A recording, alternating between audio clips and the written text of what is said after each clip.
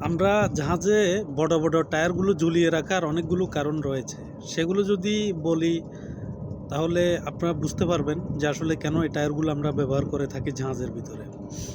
অনেকে ভাবেন এগুলো শুধু সাজানোর জন্য, আসলে কিন্তু বিষয়টা এরকম না।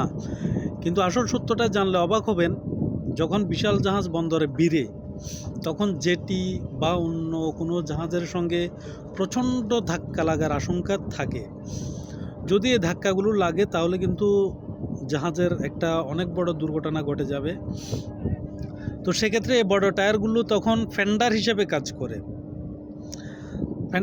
কাজ করে, যার ফলে ধাক্কার শক্তি শোষণ করে জাহাজ ও জেটি দুটোকে বড় ক্ষতির হাত থেকে রক্ষা করে।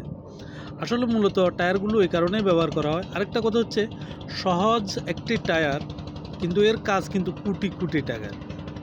টায়ারটা কিন্তু ছোট এবং অনেকটা বলতে গেলে সহজ।